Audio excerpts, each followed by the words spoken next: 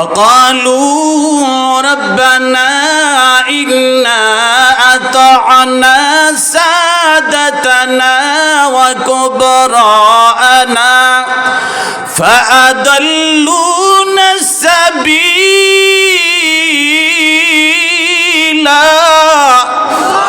ربنا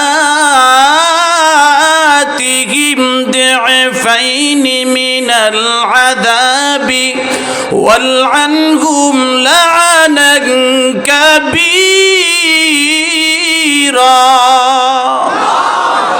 কষ্ট হইতেছে কোরআনুল কারীমে আল্লাহ তাআলা বলেন কিয়ামতের ময়দানে রব্বুল আলামিন জালেমদেরকে যখন জাহান্নামের রায় করে দিবেন, অপরাধীদেরকে যখন জাহান্নামের রায় করে দিবেন, তখন তারা বলবে রব্বানা, ওগো আমাদের মালিক, ওগো আমাদের পালনকর্তা, ইন্না আতানা সাদাতানা ওয়া কুবরানা, আমরা আমাদের নেতাদেরকে ফলো করতাম, লিডারদেরকে ফলো করতাম, উপরের নির্দেশে উপরের অর্ডারে আমরা আকাম করতাম। অনেক পুলিশ কিন্তু আসামিদেরকে ধরে নিয়ে যায়, আমাদের অনেক আলেমদেরকে ধরে ধরে নিয়ে জেলে ধরে নিয়ে গেছে। কয়েকদিন আগেও বিক্রমপুরী ভাইকে জেলে ধরে নিয়ে গেছে।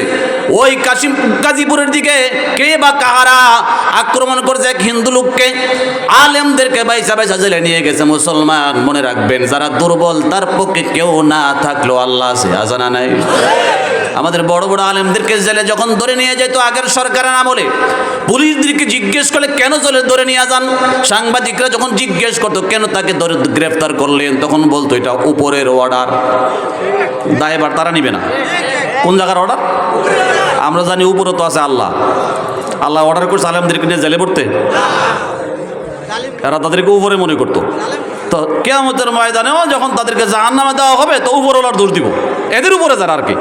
ইন্না আতানা সাদাতানা ওয়া কুবরানা, আমরা আমাদের লিডার আর নেতাদের অনুকরণ করতাম।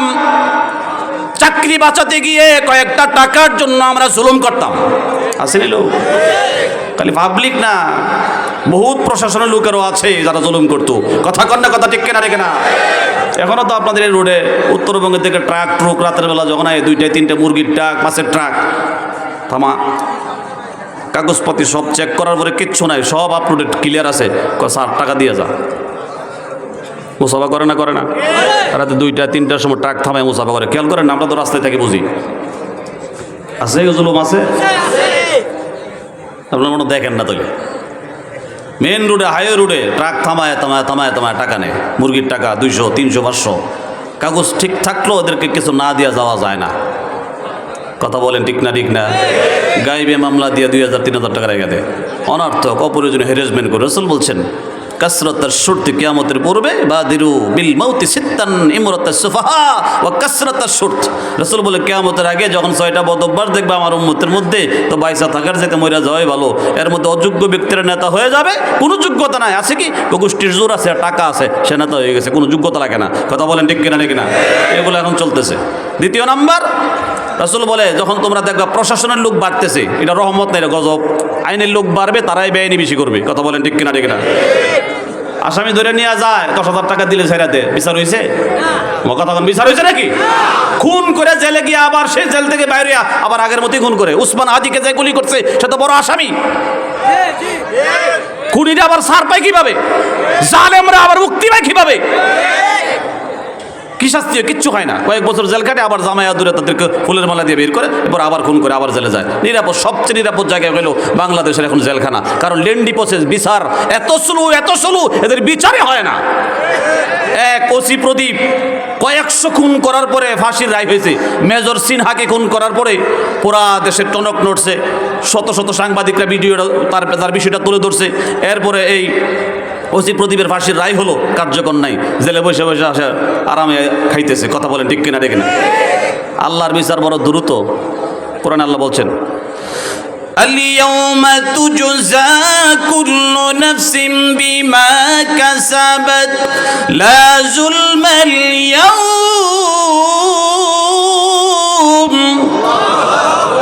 কষ্ট হইতেছে মনে? আমরা ওই আওয়াজ দো নাই, বলেন আল্লাহু আকবার। ইন্নাল্লাহা সারিউল হিসাব।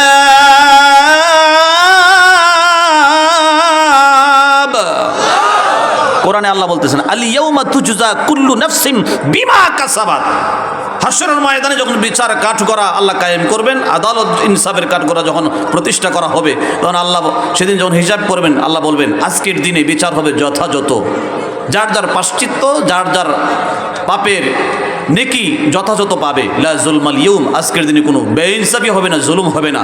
ইন্নাল্লাহ, নিশ্চয়ই আল্লাহ, সারিউল হিসাব, কার্যকর দ্রুত করবেন, বিচার দ্রুত করবেন, লেন্ডি প্রসেস না। খুন করবে 2000 সনে আর ফাঁসি হবে 2020 সনে, মাঝখানে 20 বছরের ব্যবধান, জেলও থাকবে, অক্সিজেন নিবে, খাবে দাবে। আরে যারা খুনি, যারা দর্শনকারী, 1 সেকেন্ড তো আল্লাহর জমিনে বেঁচে থাকার তার কোনো অধিকার নাই। কথা বলেন ঠিক? এদেরকে আপনি 20 বছর খাওয়ান কেন জেলে বসে, সরকারি টাকা? এই হলো জুলুম, এটা আরো সবচেয়ে বড় জুলুম। সারিউল হিসাব হবে না, হিসাব দ্রুত হবে না, কার্যকর দ্রুত হবে না, লেন্ডি প্রসেস, 10 বছর জেলে পড়ে থাকবে, খাবে। কথা বোঝা যায় ভাইরা আমার, বন্ধুরা আমার? তারা বলবে রব্বুল আলামিন ইন্না আতানা সাদাতানা ওয়া কুবরানা, আমাদের বড় আর লিডারদেরকে আমরা ফলো করতাম, তাদের অর্ডারে আজকে আমরা দুনিয়াতে আকাম করতাম। ফাআদাল্লুনা সাবিলা, তাদের কথা মানার কারণে, তাদের আদর্শ গ্রহণ করার কারণে, তাদেরকে ফলো করার কারণে আজকে আমরা জাহান্নামে আসলাম। রব্বুল আলামিন যে নেতাদের কারণে, যে লিডারদের কারণে, উপরওয়ালাদের কারণে আমরা জাহান্নামে। আপনার দরবারে আমাদের মামলা, আতিহিম দিফাইনি মিনাল আযাব, আমাদের লিডারদেরকে আযাব ডবল দেন। ওয়াল আনহুম লা'নান কাবীরা, আপনার পক্ষ থেকে তাদেরকে লানত বর্ষণ করুন। জোরে কোন নাউজুবিল্লাহ। সেদিন বুঝে আসবে যে আসলে নেতারা দুনিয়াতে সব ডবল খাইছে, ডবল বুক করছে, সুইজারল্যান্ডে বাড়ি করছে, আমেরিকাতে বাড়ি করছে, কানাডায় বাড়ি করছে। আমরা সামসা চালা হইয়া তাদের হুকুমের গুলাম হইয়া খালি আকামগুলো আমরা করছে, ফিল্ডে মাইর খাইছি আর বুক করছে তারা। কথা বলেন ঠিক কিনা? ঠিক না? তখন মনের দুঃখ জেরে আল্লাহর কাছে মামলা দিবে, আতিহিম দিফাইনি মিনাল আযাব, আযাব ডবল দেন এদেরকে, খাইছে ডবল, বুক করছে ডবল, সুযোগ সুবিধা নিচ্ছে ডবল। কথা বলেন, কথা ঠিক কিনা? ঠিক না? তখন বুঝলে আর লাভ হবে কি? এই জন্য মুসলমান ইমানদার, 2 প্রকারের ব্যক্তির কথা আল্লাহ রাসূল বলেন, যারা জালেম হবে তারা জাহান্নামে যাবে। 2 নাম্বার, যেটা উচ্চ বিষয়, নবী বলেন ওয়ানিসাউন কাসিয়াতুন আরিয়াত মুমিলাতুন মাইলাত রুউসুহুন্না কাসনিমাতিল বুখতিল মাইলা। আমি আমার মা বোনদের কথা বলছি, নবীর হাদিস থেকে আল্লাহ রাসূল বলে এমন একদল নারীদের জন্ম হবে যারা পোশাক পরে উলঙ্গ, পোশাক পরেও যারা ল্যাংটা, পোশাক পরে আবার উলঙ্গ কেমন হয়? কারি তৈয়ব সাহেব রহমতুল্লাহি আলাইহি ফতওয়াতে হাকিমুল ইসলাম নামক কিতাবে হাদিসের ব্যাখ্যা লেখেন, কিয়ামতের পূর্বে নারীদের পোশাক হবে 3 ধরনের। একেবারে শর্টকাট জামা, মেগি হাতা জামা, টি শার্ট পরা, গেঞ্জি পরা, প্যান্ট শার্ট পরা, এমন শর্ট জামা মেয়েরা পরবে। টাইট ফিট জামা ব্যবহার করবে, সুস পায়জামা পরবে, গায়ের সঙ্গে অ্যাডজাস্ট হয়ে লেগে থাকে এমন ট্রাউজার ব্যবহার করবে, এমন সুস পায়জামা পরবে, গায়ের সঙ্গে লেগে থাকে এমন গেঞ্জি ব্যবহার করবে। মেয়েদেরকে আল্লাহ তাআলা পুরুষের তুলনায় একটু ডিফারেন্ট করে বানাইলেন। পুরুষ যদি গেঞ্জি গায়ে রাস্তা দিয়ে হাঁটে, কেউ তার দিকে তাকাবে না। একটা মেয়ে যদি গেঞ্জি আর টি শার্ট পরে, জিন্সের প্যান্ট পরে রাস্তা দিয়ে হেঁটে যায়, তো শত শত পুরুষ তার দিকে তাকাবে, কারণ আল্লাহ নারীদেরকে বানাইলেন আকর্ষণীয় করে। কথা বলেন ঠিক কিনা? এজন্য আল্লাহ পর্দার একটা বিধান দিলেন, ঢেকে রাখার একটা বিধান দিলেন। নামাজ যেমন ফরজ, নামাজ আদায় করার জন্য মসজিদ বানাইলেন 3 তালা, আর করতে চান 2 তালা, তার মানে 5 তালা কমপ্লিট মসজিদ বানাইতে চান ফরজ নামাজ আদায়ের জন্য। এই নামাজ ফরজ যে আল্লাহ করলেন, পর্দার বিধান নারীদের জন্য আল্লাহ ফরজ করলেন। কথা বলেন ঠিক কিনা? পর্দার বিধান আজকে লুণ্ঠিত হয় আমাদের পায়ের তলে। পর্দার বিধানকে আমরা মানি না, এই যুগে পর্দার বিধানকে বিধানই মনে করি না। মুসলমান ইমানদার, এই পর্দার বিধানকে যারা লঙ্ঘন করবে, এই নারীরা জান্নাত তো দূরের কথা, রাসূল বলেন জান্নাতের গন্ধ পর্যন্ত কোনোদিন পাবে না। জোরে চিল্লায়া বলেন নাউজুবিল্লাহ। পর্দার বিধানকে যদি কেউ অস্বীকার করে, আওয়াজ দিয়ে বলেন ঈমান থাকবে? আরো জোরে কোন ঈমান থাকবে? না মানলে কবিরা গুনাহ হবে। যে সমস্ত মেয়েরা টিকটক বানায়, খেয়াল করবেন, এরা কিন্তু বিদেশ থেকে আসে নাই। আপনার স্ত্রী, আপনার বোন, আপনার ভাগিনী, আপনার ভাতিজি, আপনার গোষ্ঠীর দ্বারা যে সমস্ত মেয়েরা টিকটক বানাইয়া ইন্টারনেটে আপলোড দিয়ে একটা আইডি খুলে নিজের এই দেহটাকে হাজার হাজার পুরুষকে দেখায়, যুবকদেরকে দেখায়া মুমিলাতুন মাইলাত, নিজের দিকে আকৃষ্ট করে আবার নিজে অন্যের দিকে আকৃষ্ট হয়। আল্লাহর নবী বলেন এই নারীগুলো যারা হবে তাদের ঠিকানা জাহান্নামে হবে, তাদের গার্জিয়ান যারা হবে তাদের দুর্দশা আরো ভয়ঙ্কর। নবীজি বলেন সালাসাতুন লা ইয়াদখুলুল জান্নাতা আবাদা, তিন ব্যক্তি কোনোদিন আল্লাহর জান্নাতে জায়গা নাই। ভাই আপনারা দাঁড়ায় রয়েছেন কেন? একটু বসেন, ভিতরে এসে বসেন না। সাপের খেলা আর জাদু এগুলো দেখে দাঁড়ায়া, ওয়াজ নসিহত কোরআনের কথাগুলো বসে শান্ত মনে দেখতে হয়, শুনতে হয়। ভাই আসেন, যারা দাঁড়ায় রয়েছেন আসেন, আসেন না ভিতরে আসেন। বহু জায়গা রয়ে গেছে, বহু জায়গা রয়েছে, আপনারা আসেন আস্তে আস্তে। আমি বলতেছি আপনারা আসেন, ওইদিকে কষ্ট করে একটু আসেন, একটু কষ্ট করেন। এদিকে প্রচুর জায়গা আছে ভাই, ঘুরে আসেন আপনার এদিকে আসেন। হ্যাঁ আস্তে আস্তে আসবেন, সময় শর্ট। ভাইরা আমার, বন্ধুরা আমার, আলোচনা শুনতে থাকেন। আল্লাহ রাসূল বলে সালাসাতুল লা ইয়াদখুলুল জান্নাতা আবাদা, তিন ব্যক্তি কোনোদিন আল্লাহর জান্নাতে ঢুকতে পারবে না, জান্নাতে যাইতে পারবে না। নামাজ, রোজা, হজ, যাকাত, তাসবিহ, তাহলিল, জিকির, আজকার সব ঠিক থাকার পরও তিন ব্যক্তি জান্নাতে ঢুকতে পারবে না। নাউজুবিল্লাহ জোরে বলেন, আরো জোরে আওয়াজ দিয়ে বলেন নাউজুবিল্লাহ। এর মধ্যে এক ব্যক্তি হলো আদ-দাইয়ুস মিনার রিজাল, পুরুষের মধ্য থেকে যারা দাইয়ুস হবে। আল্লাহ রাসূলের ছাত্র নবীর সাহাবী প্রশ্ন করলেন ফামাদ-দাইয়ুস মিনার রিজাল, ওগো আল্লাহর নবী পুরুষের মধ্যে আবার দাইয়ুস কেমনে হয়? আল্লাহর রাসূল বলেন আল্লাযী লা ইউবালি মান দাখালা আলা আহলিহা, যেই পুরুষ তার স্ত্রীকে, তার মেয়েকে, তার বোনকে পর্দার ব্যাপারে কোনো তোয়াক্কা করে নাই, লা ইউবালি কোনো পরোয়াই করে নাই, মান দাখালা আলা আহলিয়া, তার বাড়ির ভিতরে তার পরিবারের কাছে কে ঢুকলো কে বের হলো কোনো খবর নাই, একেবারে ফ্রিডম, স্বাধীনতা এমন ভাবে দিয়েছে। মেয়েরা কোন জায়গায় যায়, কোত্থেকে আসে, রাতের 10টায় 8টায় কোনোদিন খবরদারি করে না, একেবারে স্বাধীনতা দিয়েছে। ভিন্ন পুরুষের সঙ্গে কথা বলে, চাচাতো ভাইয়ের সঙ্গে কথা বলে, খালাতো ভাইয়ের সঙ্গে কথা বলে, রুমমেটের সাথে কথা বলে, বিভিন্ন লোকের সঙ্গে, হাজার হাজার পুরুষের সঙ্গে কথা বলে, হাজার হাজার পুরুষের সঙ্গে বেপরদাভাবে চলাফেরা করে। আল্লাহ রাসূল বলেন এমন নারীদের স্বামীগুলো, গার্জিয়ানগুলো কিয়ামতের ময়দানে জান্নাত তো দূরের কথা, জান্নাতের গন্ধ পর্যন্ত পাবে না। জোরে কোন নাউজুবিল্লাহ। স্বাধীনতা দিয়ে দিলেন। যারা স্ত্রীদেরকে স্বাধীনতা দিয়েছেন এরা কি শান্তিতে আছে? বাস্তবে বলেন শান্তিতে আছে? আমি এই গার্মেন্টস এলাকার খবর আমার কম বেশ জানা আছে। আমার বহু ছাত্রছাত্রী আমার সাথে সম্পর্ক রাখে, এই অভিযোগগুলো দেয়। পোলা মেট্রিক পাস করছে, এরপরও তার মা পরকে জড়িত। কারণ স্বাধীনতা দিলে মেয়েরা যে কতটুকু পর্যন্ত পৌঁছতে পারে এটা আমরা ভালো করে, যার যার খবর, যারা যারা যন্ত্রণায় আছেন তারা বুঝতেছে। আল্লাহ রাসূল বলেন লা ইউবালি মান দাখালা আলা আহলিহা, আউট পুরুষকে নিজের বাসার ভিতরে ঢুকতে দেওয়া, নিজের স্ত্রীকে, নিজের মেয়েকে একেবারে স্বাধীনতায় ছেড়ে দেওয়া, এমন পুরুষের কথা কিন্তু আমার না। কথা কি আমার? আরে কথা বলে এগুলো আমি বানায় বলতেছি। আল্লাহ রাসূল বলে যারা এমন স্বাধীনতা দিয়ে দিবে, ফ্রিডম ছেড়ে দিবে, পরিবারের ভিতরে আউটলুক ঢুকে যাবে, বিভিন্ন লোকের সঙ্গে কথা বলবে, ফেরিওয়ালার সাথে কথা বলে, রাস্তার লোকের সাথে কথা বলে, বিভিন্ন দোকানদারের সঙ্গে কথা বলে, তাকে বুড়কার বাহির থেকে দেখে চিনে ফেলে এটা অমুক আফা, পিছন থেকে ডাক দেয়, একবারে পুরুষের মতো এভেলেবল তার যার চলাফেরা হয়ে গেছে। রাসূল বলেন এমন নারীদের গার্জিয়ান গুরু লা ইয়াদখুলুল জান্নাতা আবাদা, কোনোদিন আল্লাহর জান্নাতে ঢুকতে পারবে না। এজন্য মুসলমান ইমানদার কিয়ামতের পূর্বে যত বেশি মেয়েরা ওপেন চলাফেরা করবে, পর্দার বিধানকে লঙ্ঘন করবে, তত বেশি রব অসন্তুষ্ট হইয়া এই জমিনবাসীর জন্য ভূমিকম্পের মতো গজব নাজিল করে। চিল্লায় এখন নাউজুবিল্লাহ। আল্লাহর গজব থেকে বাঁচতে হলে মেয়েদের স্বাধীনতা না দিয়ে মেয়েদেরকে পর্দার ভিতরে ঢোকাতে হবে। আমরা মনে করি মেয়েরা যদি পার্লামেন্টে চলে যায় তাহলে উন্নত হবে, উন্নত হচ্ছে না। না, কিসের উন্নত হচ্ছে? চুরি বাড়ছে, ডাকাতি বাড়তেছে, সন্ত্রাসী বাড়তেছে, কোন খারাপি বাড়তেছে, কোনো দিক দিয়ে শান্তি নাই। কথা কোনটা ঠিক কিনা? ঠিক না? আইনের অবনতি হচ্ছে, শান্তি কোথায়?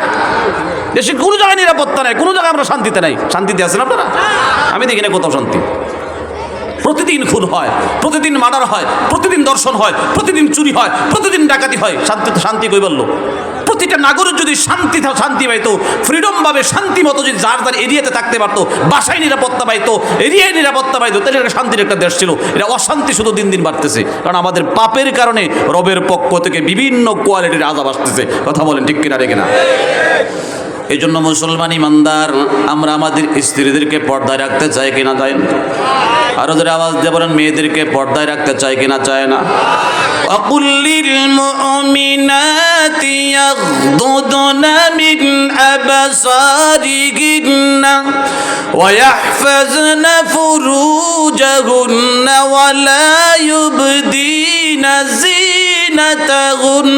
আল্লাহ কোরআনুল কারীমে বলেন, ওগো নবী আপনার উম্মতের নারীদেরকে আপনি বলে দেন ইয়াগদুদনা মিন আবসারিহিন্না, কোরআনের কথা বানায় কোনো ওয়াজ না। ওগো নবী আপনার উম্মতের নারীদেরকে আপনি বলে দেন নারীরা যেন দৃষ্টিকে কন্ট্রোল করে পরপুরুষের দিকে না তাকায়। ওয়াহফাজনা ফুরুজাহুন্না, লজ্জাস্থানের হেফাজত করে। ওয়ালা ইউবদিনা যিনাতাহুন্না, তাদের জিনতের জায়গা অলংকারের জায়গাগুলো খোলা না রাখে, মাথা খোলা না রাখে, কান খোলা না রাখে, নাক খোলা না রাখে, ঠোঁটের মধ্যে লিপস্টিক পরে ঠোঁট খোলা না রাখে, হাতের মধ্যে চুড়ি পরে হাত খোলা না রাখে, গলায় চেন পরে, গলার ভিতর লকেট পরে গলা খোলা না রাখে, পায়ের উপর পরে পায়ের অংশটুকু খোলা না রাখে। ওয়ালা ইউবদিনা যিনাতাহুন্না, তাদের অলংকারের জায়গা সুন্দরের জায়গাগুলো যেন খোলা না রাখে। নিষেধ কার? আর ধরে আওয়াজ দেখুন, কার নিষেধ?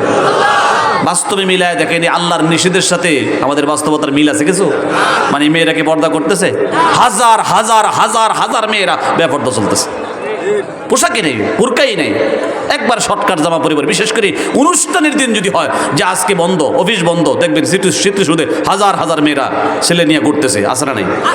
বেপর্দা আছে না নাই? এগুলো যত বাড়তে থাকবে, গান বাদ্য যত বাড়তে থাকবে, আর বিশেষ করে অনলাইন জগৎটা তো পরিপূর্ণ এদের দখলে।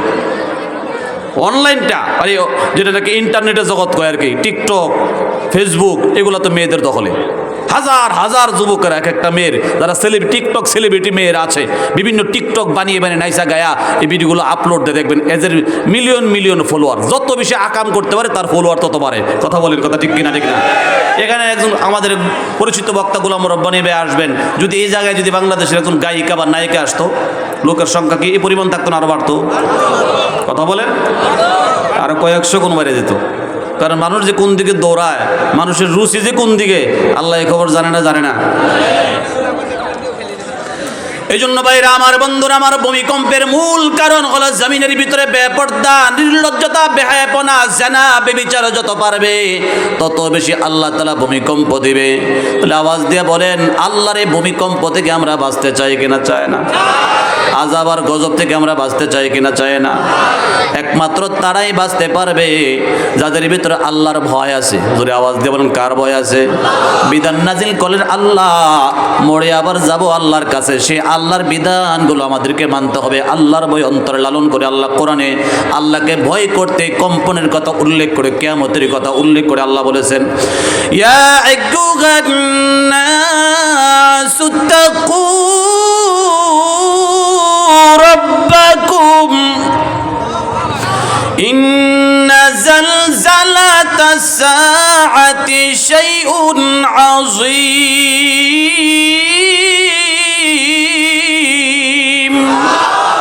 হে পৃথিবীর মানুষ, আমি আল্লাহকে ভয় করো, আমারে ডরাও, আমারে ভয় করো। আমি যে বিধান দিয়েছি, আইন করেছি, এগুলো মানো, বিশ্বাস করো। তুমি মরবে, তুমি চলে যেতে হবে, আমার আদালতে আসতে হবে, আমার সামনে তোমার জবাব দিতে হবে। ওয়ান শাবাবিহি ফিমা আবলা, যৌবন, যুবক আর যুবতীরা যারা আছি, আমাদের যৌবনের হিসাবটা স্পেশালভাবে আল্লাহ পাই টু পাই নিবে। কথা বলেন, ঠিক কিনা? ঠিক না? যৌবন থাকতে আমরা কত গুনাহতে লিপ্ত হই, কত পাপে লিপ্ত হই। যৌবন হারিয়ে গেলে, অথবা ক্যান্সার হয়ে গেলে, অথবা লিভারটা নষ্ট হয়ে গেলে, অথবা মারাত্মক রোগে আক্রান্ত হয়ে গেলে, তখন আর টিকটক বানাইতে মন চায় না, তখন আর নাচতে মনে চায় না, তখন আর গাইতে মনে চায় না। তখন হুজুরে ডাকবে, তখন হুজুর একটু ডাক দো, আমার তওবাটা পড়াক, আমি ভালোই যাবো, তওবা করছি, এক সিলে যাবো গা, জীবনে আর আকাম করতাম না। কথা বলেন, ঠিক কিনা? ঠিক না? আজকে দেখি ময়মনসিংহ শেরপুরের একজন টিকটকার আছে, না বলে আলামিন, কয়েকদিন আগে আগুনে পড়ছিল, চিনেন না আপনারা? তো দেখি সে বলতেছে, কয় আল্লাহ যদি এই বিপদ আমার না দিত তাহলে আমার মাথায় টুপি উঠতো না, পাঞ্জাবি উঠতো না, আমি এখন 5 ওয়াক্ত নামাজ পড়ি। এই বিপদ আসার পরে আমার জীবন চেঞ্জ হয়ে গেছে, এখন আমি 1 ওয়াক্ত নামাজও ছাড়ি না। তাহলে মানুষ বিপদে পড়লে আল্লাহরে চিনে না চিনে না? আরে কথা বলেন, চিনে কিনা চিনে না? অনেক সময় বিপদ আসার পরে আল্লাহকে চিনে, কিন্তু আল্লাহ হায়াত আর বাড়ায় না, ওই রোগেই শেষ। ক্যান্সার হয়ে গেছে তো, এমন বহু রোগী দেখছি, তো দেখা করতে গেলাম, হুজুর দোয়া করেন আল্লাহ যদি সুস্থ করে তাহলে আর জীবনে নামাজ ছাড়বো না। কিন্তু আল্লাহর ইচ্ছা 3 দিন পরে মারা গেছে, লাশ হয়ে বাড়িতে আসছি, সুস্থ হয়ে বাড়িতে আসতে পারে নাই। এই জন্য সুস্থ থাকতে, হায়াত থাকতে, ক্ষমতা থাকতে রবকে চেনা, হায়াত ফুরিয়ে গেলে আফসোস করলেও কাজে লাগবে। ইদা মাসাল ইনসানা দুররু দাআনা লিজামবিহি আও কাঈদান আও কাঈমা فلما كشفنا عنه ضره مر كأن لم يدعنا إلى ضر مسه كذلك زين للمسرفين ما كانوا يعملون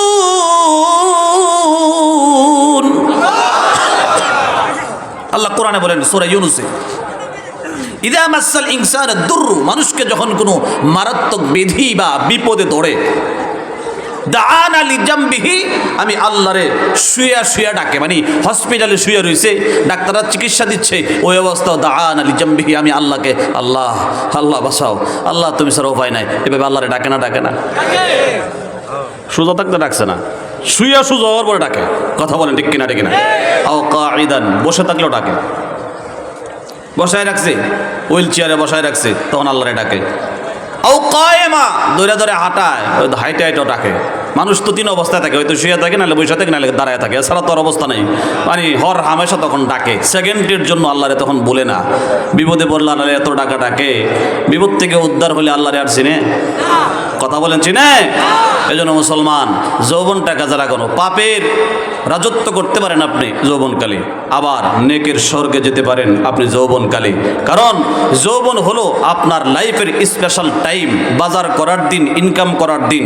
জিরানি বাজার আছে বা বিভিন্ন অঞ্চলে সাপ্তাহিক বাজার থাকে, ওই বাজারের দিন হাট বাজারে কাস্টমার বেশি হয়, মালও বেশি মজুদ থাকে, দোকানদাররা দোকান ফুল টাইম খোলা রাখে, প্রচুর আমদানি রপ্তানি হয়, বেচা কেনা বেশি হয়। ঠিক তদ্রূপ আপনার লাইফের 60 বছরের জিন্দগির ভিতরে ইনকাম করার আর বাজার করার আর ক্যাশ ক্যাপিটাল করার, আখিরাতের সঞ্চয় করার সবচেয়ে উপযুক্ত সময় হলো যৌবনকাল। কথা বলেন ঠিক কিনা? ঠিক না? আমরা যৌবনে নামাজ পড়তে যাই না, দাওয়াত দিলে কয় হুজুর আসমনে, আরেকদিন আসবো, আজকে যান, বয়স হয়েছে না তো পরে পড়বনে, খেলার সময় দাওয়াত দিলে হুজুর সময় হয় না, পরে পড়বনে। মানে যৌবনে মসজিদ নেওয়া হয়ে যায় না, যাইতে চায় না। যখন আস্তে আস্তে দুর্বল হয়ে যায়, মারাত্মক রোগ হয়ে যায়, অথবা বুড়ো হয়ে যায়, দেখেন অনেক বুড়া লোক দেখবেন যারা যৌবনে আল্লাহকে চিনে নাই, বুড়া বয়সে দাঁড়ায় নামাজ পড়তে পারে না, চেয়ারে বসে। দাঁড়ায় নামাজ পড়া ফরজ, এক ফরজ ছুটে গেছে, বাকি ফরজটি আদায় করে বসে বসে নামাজ আদায় করে।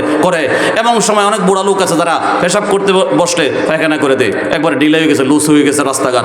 এই টাইমে আল্লাহরে তখন চিনার জন্য মসজিদে যায়, যেখানে সঠিকভাবে আদায় করতে পারে নামাজ রোজা। ওই টাইমটা জীবনের শেষ জুটাটা আল্লাহরে দিতে চায়। যৌবনটা দিচ্ছে ফুটবলে, ক্রিকেটে, আড্ডায়, গল্পে, নাচে, গান, অশ্লীলতায়, বিভিন্ন গুনার কাজে, সব জায়গায় নির্বাচনে তাদেরকে পাওয়া গেছে, আল্লাহর ঘরে পাওয়া যায় না। কথা বলেন ঠিক কিনা? ঠিক না?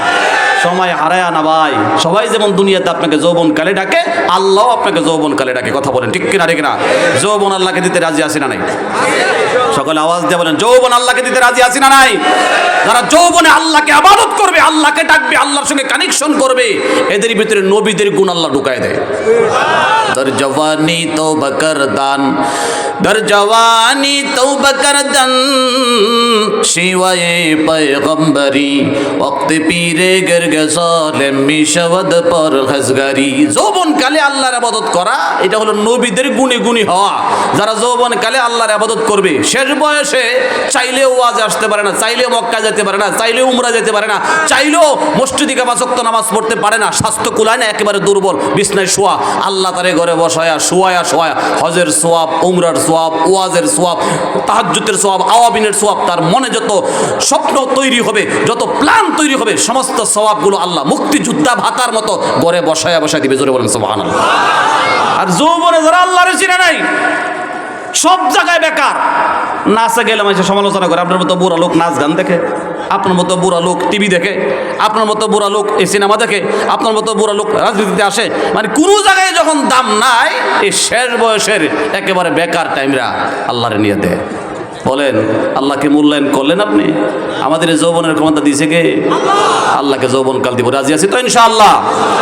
ভাইরা আমার, বন্ধুরা আমার, যৌবনের সময় আপনি যেমন আল্লাহকে হায়াতের মহামূল্যবান সময়গুলো দিবেন, এই যৌবনকালে যে টাকা পয়সা ক্যাশ ক্যাপিটাল কামাই করবেন সেখানতেও মাঝে মধ্যে আল্লাহর ঘরে কিছু কিছু দিবেন। কারণ যৌবনে যে পরিমাণ কামাই করতে পারবেন, নিজের হাতে কামাই করতে পারবেন, উপার্জন করতে পারবেন, বৃদ্ধ বয়সে সম্পদগুলো বাগবাটোয়ারা হয়ে যায়, সন্তানরা মালিক হয়ে যায়, মেয়েরা মালিক হয়ে যায়, আপনি বন্ধক করে আপনি নিজে শুধুমাত্র 4টা ভাত খান, সমস্ত দায়িত্ব ছেলে মেয়েদেরকে বোঝায় দেন।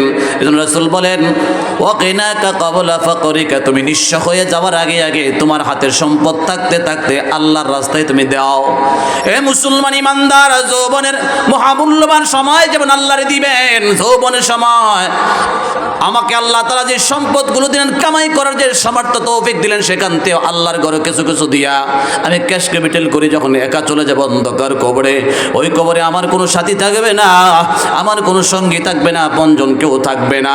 আমার এই সম্পদগুলো, আমার এই ক্যাশ ক্যাপিটালগুলো আমার পায়ের কাছ দিয়ে দাঁড়ায় যাবে। জাহান্নামের আযাবের ফেরেশতা যখন আসবে আযাব দেওয়ার জন্যে, তারা পাহারাদারের মতো দাঁড়ায় বলবে, দাঁড়াও, আমাদের সঙ্গে কথা বলো। আমরা তার মাল সম্পদ আল্লাহর রাস্তায় মসজিদ বানাইতে হেল্প করেছে, সহযোগিতা করেছে, সাহায্যের হাত বাড়িয়েছিল, এতিমদেরকে দিয়েছে, গরিবদেরকে দিয়েছে, আমাদের সঙ্গে কথা বলো। আপনার আমার অগ্রিম দান করা টাকা পয়সাগুলো কবরের জগতে আমাদের পাহারাদার হয়ে যাবে, জাহান্নামের আযাব থেকে আমাদেরকে রক্ষা করবে। জোরে বলেন সুবহানাল্লাহ। যত কামাই করেন তো জোয়ান গালি করেন, এই জন্য আল্লাহর রাস্তায় সুস্থ থাকতে থাকতে, টাকা পয়সা নিজের হাতে ক্যাশ ক্যাপিটাল থাকতে থাকতে আল্লাহর রাস্তায় কিছু দিতে চায় না? চায় না? আওয়াজ দইল না, জোরে বলেন, দিতে চায় কি না চায় না?